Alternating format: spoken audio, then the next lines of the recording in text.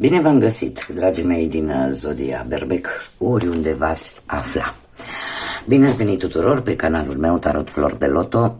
Numele meu este Nina, pentru cei care nu mă cunosc. Și ca de obicei mă bucur să vă am alături atât pe dragii mei abonați, cum de asemenea și pe cei care poate sunteți pentru prima oară aici pe canal.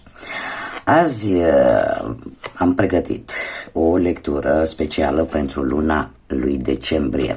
De ce spun specială? Pentru că tocmai ce am avut parte pe 19 noiembrie de un eveniment astrologic important și de lungă durată și sunt sigură că mulți dintre voi ați auzit de acest Pluton care intră în zodia Vărsătorului pentru 20 de ani. Și cum lucrul ăsta s-a întâmplat chiar înainte de începutul lui decembrie, am considerat important să vă spun anumite aspecte care zic eu că sunt importante pentru fiecare zodie în parte, iar desigur acum o să vorbim despre zodia Berbec, despre zodia voastră. Trebuie să vă spun că acest Pluton în Vărsător va afecta fiecare zodie în mod special pe o anumită casă. La voi vorbim de casa a 11-a. Casa 11-a care ne vorbește de acele lucruri pe care ni le dorim. În primul și în primul rând ne vorbește despre noroc, ne vorbește despre prieteni și în general despre evenimente sociale, legături sociale, lucruri cu care te pot lua prin surprindere de asemenea. Cum vă afectează pe voi, dragilor? Intrarea lui Pluton în Vărsător este destul de simplu pentru voi. De ce? Pentru că casa 11-a este coordonată, ca să zic așa, de chiar zodia Vărsătorului. Deci în ce fel?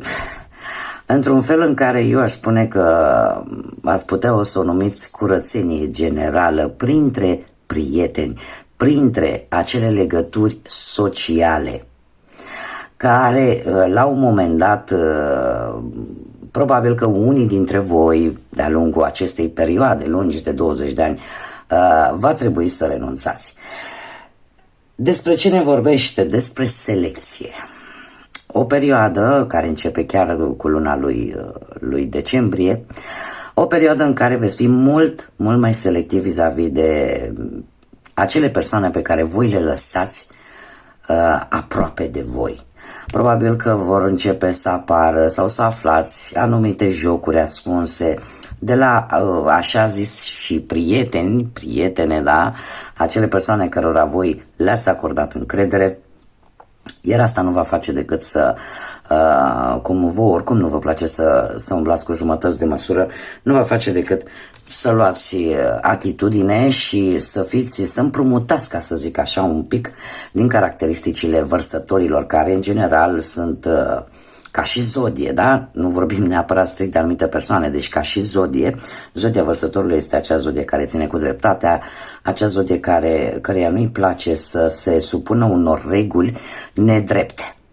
Cam așa o să fiți și voi, vă va afecta casa asta 11-a, care într-adevăr este și casa dorințelor, a norocului. Mulți dintre voi puteți transforma, nu știu, ceva care poate până acum a fost decât un hobby, îl puteți transforma în ceva care să vă propulseze așa și să vă aducă foarte multe lucruri benefice în viața voastră. Bun, dragilor, așa pe scurt, am zis să fac așa o mică introducere pe scurt vis-a-vis de voi și de această intrare majestoasă a Plutonului în zodia Vărsătorului și cum vă afectează pe voi începând chiar din această lună decembrie. Deci puteți obține ceea ce voi vă doriți prin, prin aceeași energie care vă caracterizează, dar continuați cumva să fiți voi, doar că în acest aspect al relațiilor sociale, al amicițiilor, veți fi foarte selectivi. Da? Și, în general, chiar dacă această transformare pe care o aduce Pluton pe casa 11, dragilor, pentru voi, poate veni de multe ori și cu situații destul de tensionate, dar asta este rolul lui Pluton. Pluton este zeul Hades, da? Al inframundo, care judecă și vede cine merge în câmpiile Elisei sau rămâne în partea de jos. Da, vorbind așa un pic mitologic.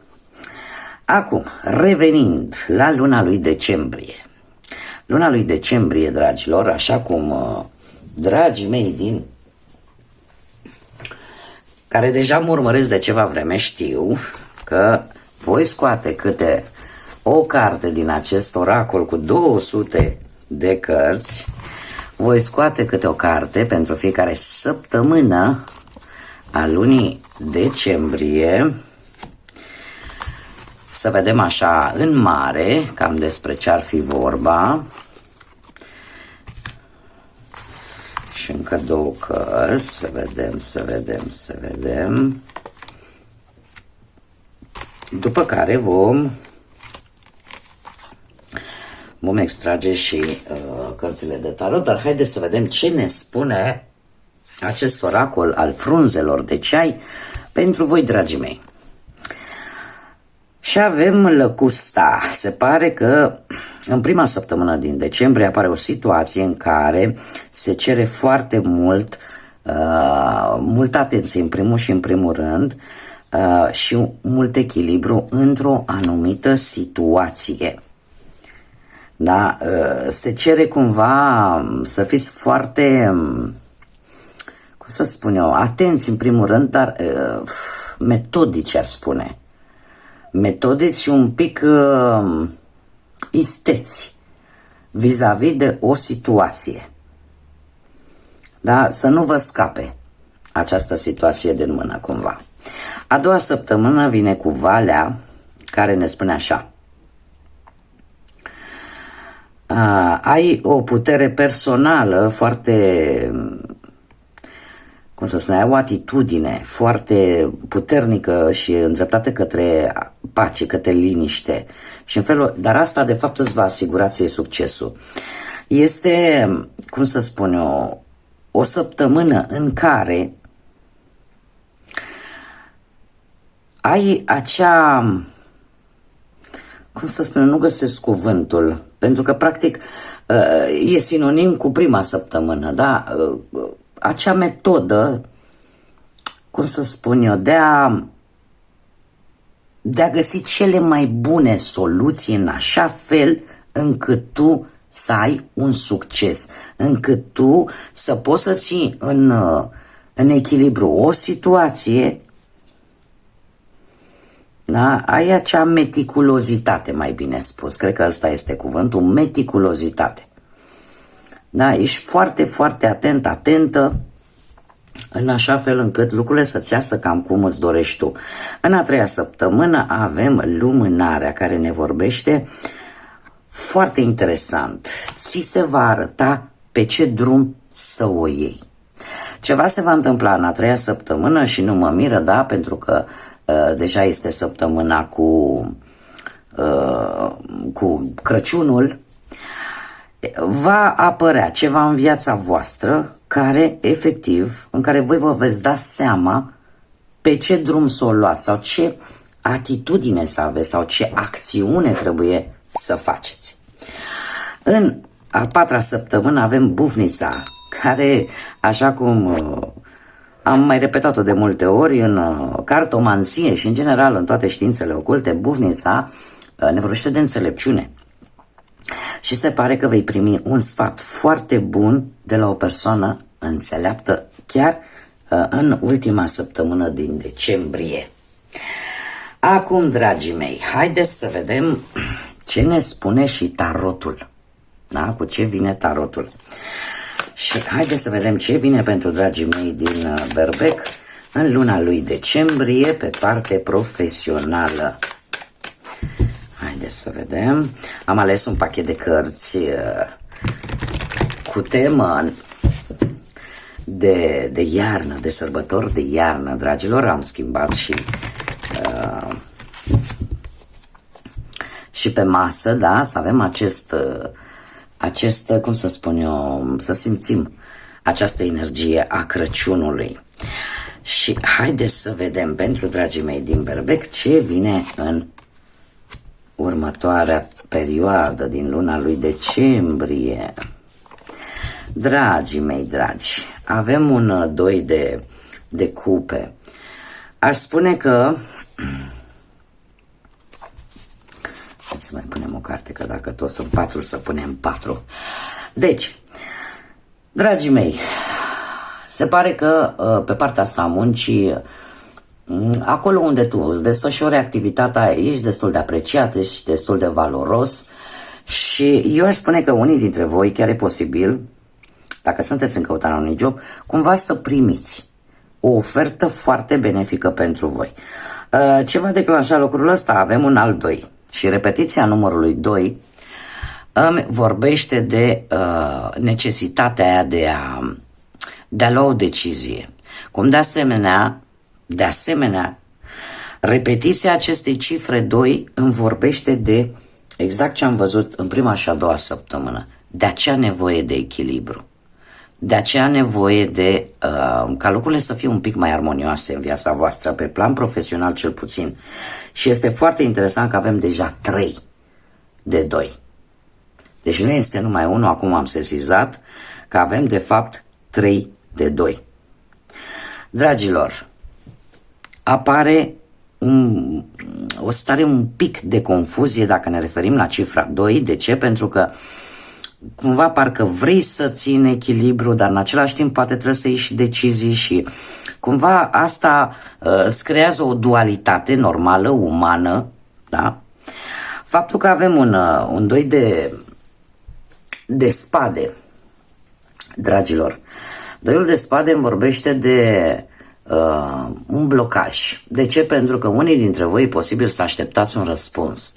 Dacă totul este corect, dacă totul este în regulă cu documentații, cu eu știu ce mai trebuie, atunci lucrurile vor ieși cum nu se poate mai bine. Faptul că avem un 2 de bâte îmi vorbește de o călătorie posibil pentru unul dintre voi pentru a obține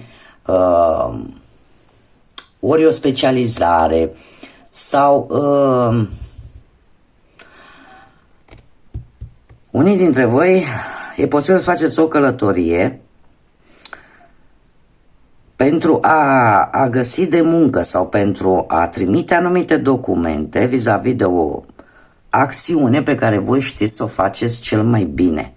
Și nu mă miră, de ce? Pentru că și această intrare a lui Pluton în Vărsător pe semnul, pe casa 11 la voi, îmi vorbește de acele, exact ce am mai spus, de acele activități care poate înainte erau decât în faza de proiect.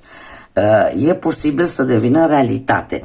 Faptul că avem totuși un 5 de monede pe partea asta profesională îmi spune că cumva veți cere un ajutor pentru a obține poate această specializare sau a obține acest job. Veți cere un ajutor și haideți să clarificăm un pic, pentru că nu vreau să vă las chiar așa. Acest 5 de monede, clarificăm 5 de monede.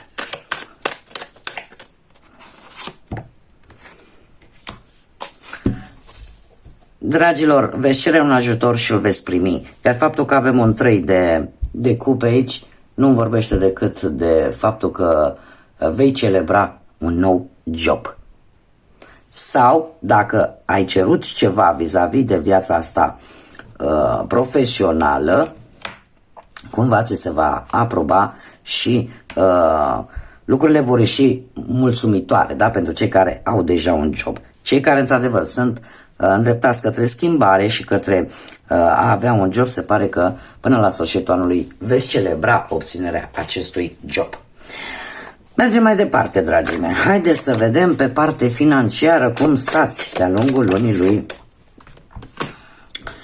lui decembrie. Și avem un rege de spade. Dragilor, se pare că sunteți conștienți, dacă aveți ceva probleme pe plan financiar, sunteți conștienți cam cum stă situația. Unii dintre voi poate chiar ori v-ați făcut așa un plan de redresare, ori poate ați încercat să obțineți poate vreun împrumut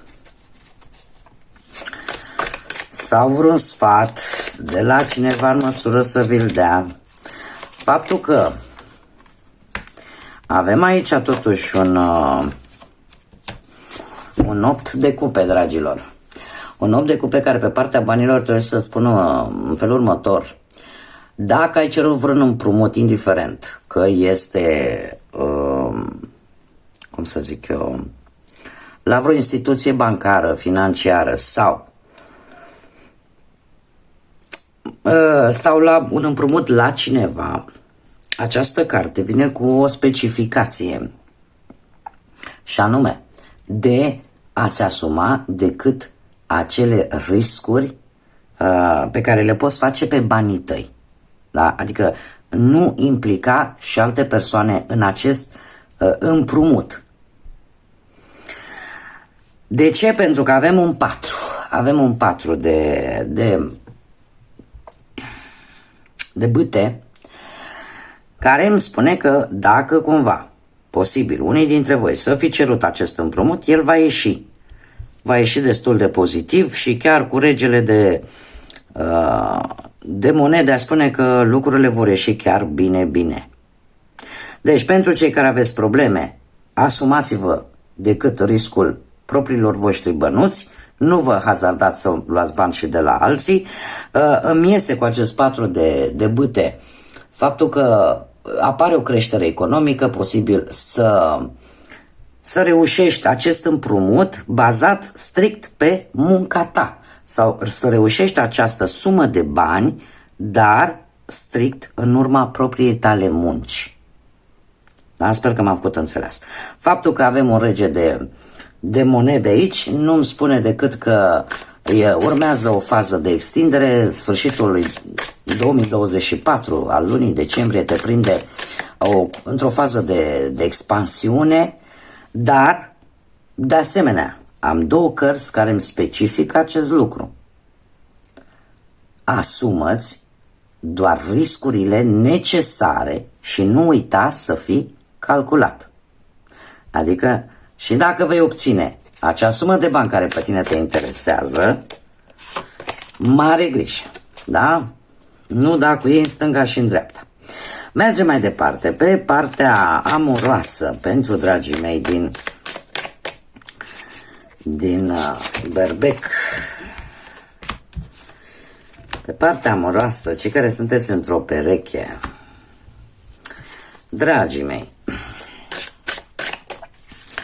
trebuie să vă spun că apare tentația de a urgenta un pic lucrurile pentru cei care sunteți într-o relație. Nu știu, sunteți foarte hotărâți, dar cumva hotărârea voastră nu face altceva decât să aducă și mai multă pasiune. Nu știu la ce vreți voi, nu știu, poate vis-a-vis de o călătorie. Cert este că avem un as de bâte care îmi vorbește tare mult de o etapă foarte pozitivă în relație, mai ales atunci dacă există și înțelegere și pasiune. Și avem și un cavaler de bâte care îmi vorbește de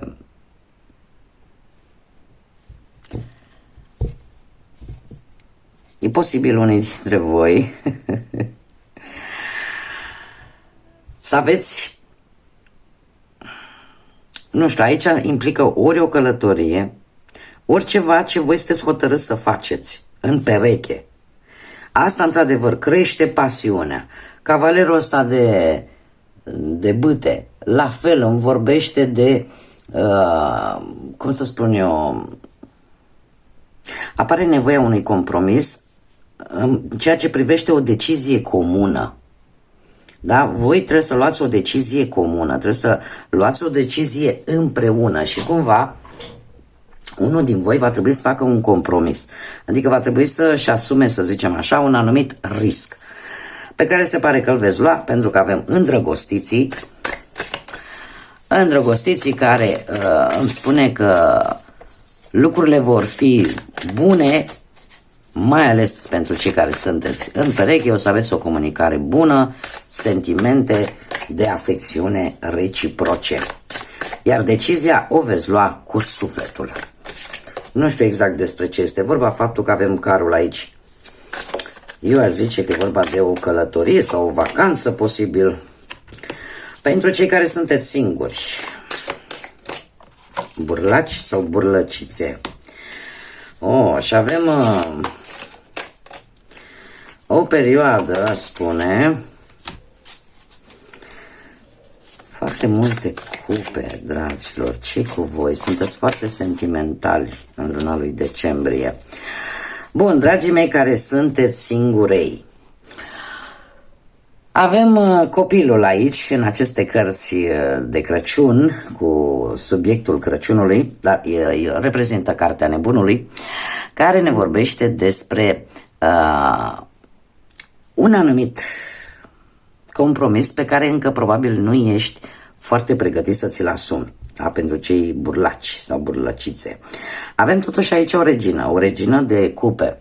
Rac, pești sau scorpion pentru unii dintre voi, care poate vă cere acest compromis, dar din păcate unii dintre voi nu sunteți în cea mai bună măsură să-l oferiți. De ce? Pentru că regina de cupe îmi vorbește de, cum să spun eu, de empatie. Este în general o energie foarte iubitoare, o energie care îți dă așa totul pe tavă. Dar unii dintre voi se pare că nu sunteți, ori n-ați fost, acum în ultima perioadă nu prea ați fost voi apți să luați voi decizii foarte mari, sau poate n-ați vrut să renunțați la burlăcie, de ce nu? Cert este că avem un 6 de cupe, care îmi vorbește de trecut.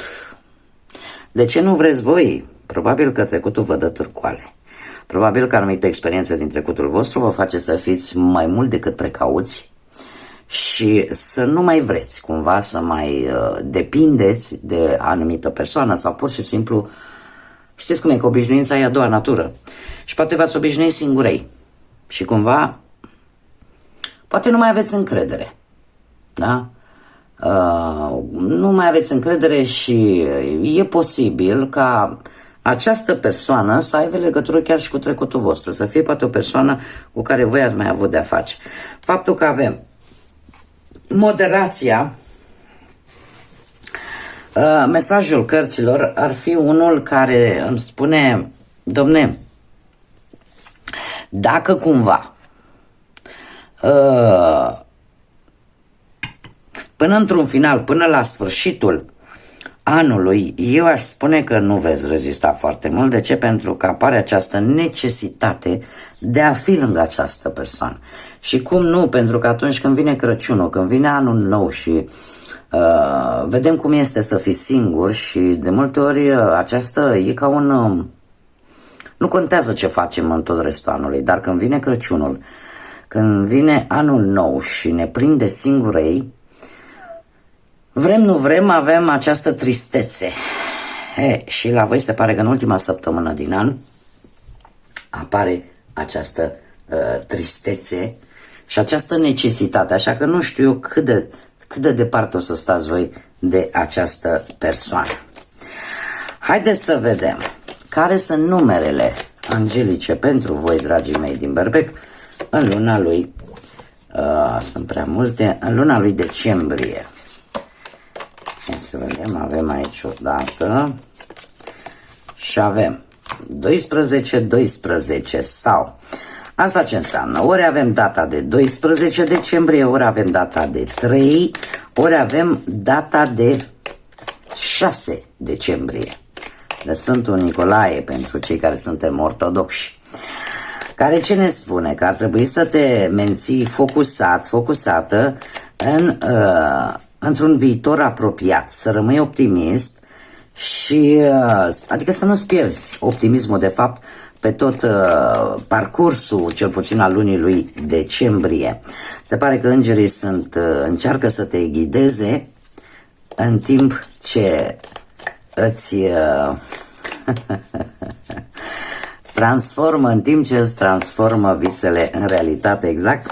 Mă gândeam acum apropo de acest Pluton care a intrat la voi, e pe casa această acțiunea lui Pluton în Vărsător, intră pe casa asta 11, exact tocmai ce vă vorbeam de îndeplinire de dorințe, da? Cumva nu-ți pierde optimismul, fii focusat pe ceea ce ai de făcut și în felul ăsta cumva universul lucrează în spatele cortinei pentru ca visele tale, reușitele tale să devină realitate. Și avem de asemenea de 4 ori numărul 1. Poate să fie, poate chiar data de 11 și eu spune că data de 11 decembrie să aibă o conotație importantă. De ce? Pentru că poate să fie o dată în care voi efectiv să vă dați seama de ceva important. De ceva important care poate să aibă legătură poate cu relațiile tale cu ceilalți. Că sunt prieteni, că sunt colaboratori, că sunt asociați. Da? De ce? Avem următorul mesaj. Universul îți încearcă să-ți organizeze persoanele și experiențele pe care vin de-a lungul drumului în viață pentru a te ajuta să ai reușite și de asemenea pentru a te ajuta să te trezești și să-ți dai seama de fapt cine ești cu adevărat. De asemenea, avem un număr maestru, 55, care nu se poate, cum să zic eu, nu se poate descompune din punct de vedere pitagoric, rămâne așa, și care spune în felul următor: o schimbare substanțială apare în viitorul tău, probabil că într-un viitor apropiat. Acceptă schimbarea, este o necesitate de a trece peste toate nesiguranțele și peste toate fricile și temerile tale. De ce? Pentru că probabil că luna lui decembrie și de-a lungul următorilor 20 de ani vei fi într-o permanentă evoluție. Bun, dragii mei, haideți să vedem ce mai avem aici. Haideți să vedem litere, denume, prenume, porecle sau pseudonim de persoane importante sau cu care voi veți interacționa de-a lungul lunii decembrie. Și avem prima literă, care este litera O. Ia să vedem ce litere mai avem. Litera F, care vă poate reprezenta, dragilor, litere care vă pot reprezenta chiar și pe voi sau alte persoane cu care voi veți interacționa sau care au o anumită importanță pentru voi, cel puțin de-a lungul lunii lui decembrie. Și avem O, F, N, D, ca de la kilogram, și încă 3, asta a sărit. Avem un W, nu trebuie să vă mire, da, sunt și porecle, pseudonime, da, Willy, sau, nu știu, poate chiar persoane. Avem litera C,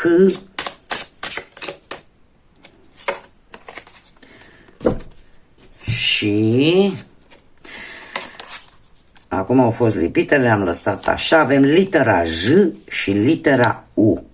Deci inițiale, denume, prenume, porecle sau pseudonim de persoane, poate să vă regăsiți chiar voi, inițialele voastre, de persoane cu care voi puteți interacționa de-a lungul lunii decembrie. Acum, dragii mei, haideți să vedem ce mesaj important are acest oracol pentru voi, dragilor,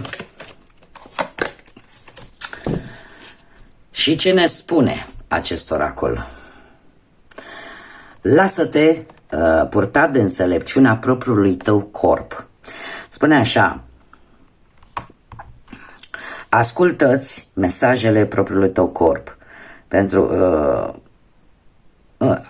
ascultă acele mesaje pe care ți le dă propriul corp, propriul organism, vis-a-vis de anumite persoane sau de anumite situații. Dacă tu simți din punct de vedere psihic că ești efectiv, te simți inconfortabil sau simți că parcă rămâi fără energie, atunci trebuie să fii prevăzător. Dacă tu captezi o energie sau ești în situația în care ai acea energie pozitivă în tine, iar asta te face fericit, atunci mergi înainte.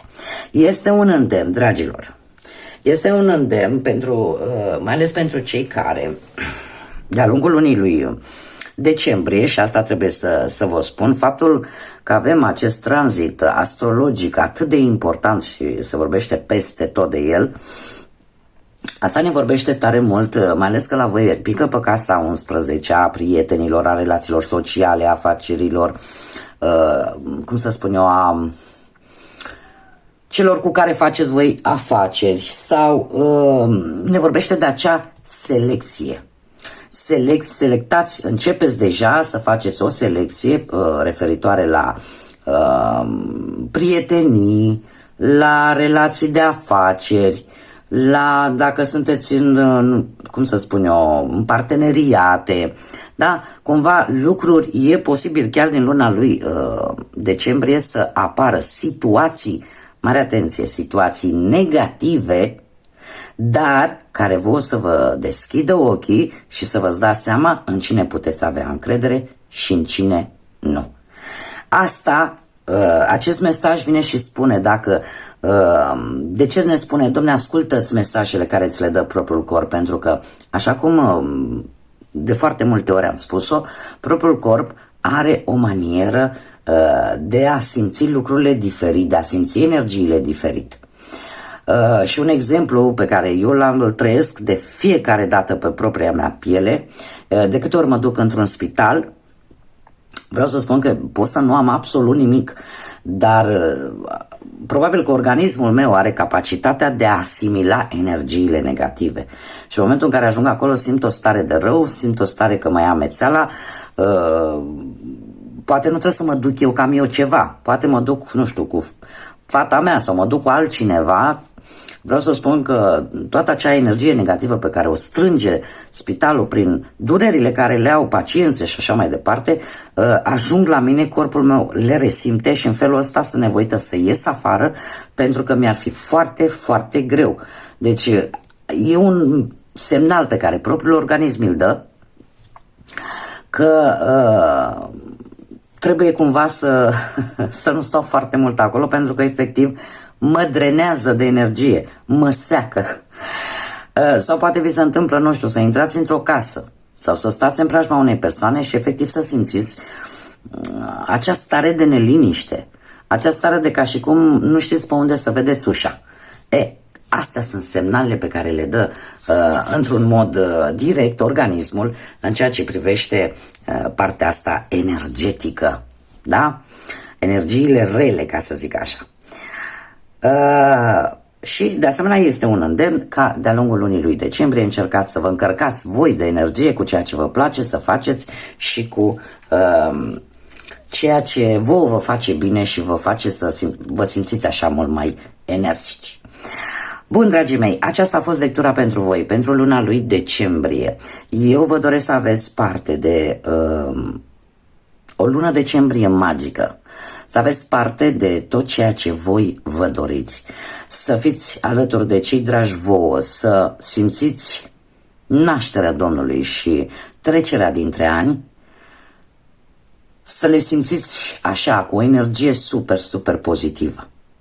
Noi oricum o să ne mai vedem de-a lungul lui decembrie prin lecturile care eu le fac atemporale pentru voi, dar și cu această ocazie vreau să vă urez să aveți sărbători fericite și fie ca următorul an să vă aducă tot ceea ce vă lipsește și să vă facă să vă simțiți împliniți.